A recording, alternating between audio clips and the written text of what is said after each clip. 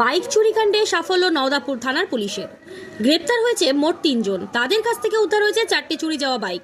মুর্শিদাবাদের নওদা থানার এই সাফল্যে খুশি সাধারণ মানুষ।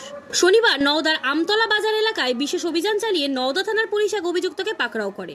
পাশাপাশি আরও একটি বাইক চুরির ঘটনায় 2 জনকে গ্রেপ্তার করা হয়। উদ্ধার হওয়া মোটরসাইকেলগুলির মধ্যে এলাকায় সাম্প্রতিক চুরি যাওয়া বাইক রয়েছে বলে জানা গিয়েছে পুলিশ সূত্রে।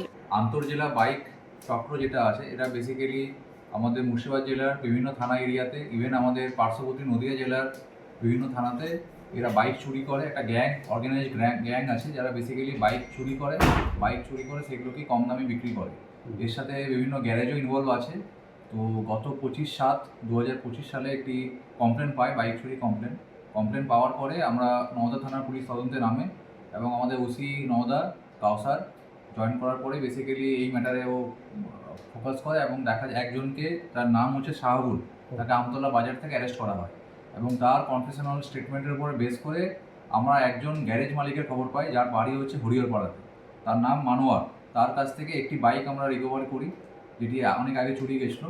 তারপরে তাকে আমরা অ্যারেস্ট করার পর তাকে পিসিতে নিয়ে আসা হয়। পিসিতে নিয়ে এসে তার কনফেশনাল স্টেটমেন্টের উপর বেস করে আমরা অ্যালকাইন বলে একজনকে অ্যারেস্ট করি যার বাড়ি হরিহরপাড়াতে। তার কাছ থেকে 2টি বাইক রিকভারি দেখানো হচ্ছে এবং আলকাইনকে আজকে কোর্টে প্রোডাকশন করা হচ্ছে এবং তাকে পিসি নিয়ে আসা হবে।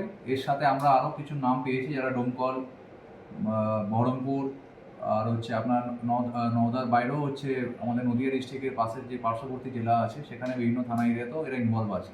তো আমরা পুরো যে ক্রাইম সিন্ডিকেটটা আছে, অর্গানাইজড গ্যাং যেটা, তাদের পুরোটাকেই আমরা অ্যারেস্ট করবো এবং যত বাইক চুরি গিয়ে সমস্ত বাইক আমরা রিকভারি করা হচ্ছে। আজকে টোটাল 4টি বাইক রিকভারি করা হচ্ছে যেটা আপনাদের সামনে দেখানো হবে। আর এই পুরো গ্যাং যাতে এরা আগামী দিনে এরকম ঘটনা না ঘটে সেই চেষ্টাও আমরা করছি। এদিন ধৃতদের আদালতে তোলা হয়। এই চক্রের সঙ্গে আরও কেউ যুক্ত রয়েছে কিনা তা খতিয়ে দেখছে পুলিশের তরফে। হাঁটু নিয়ে যন্ত্রণা আর নেই ভাবনা, আপনার শহরে হাজির উপাসনা।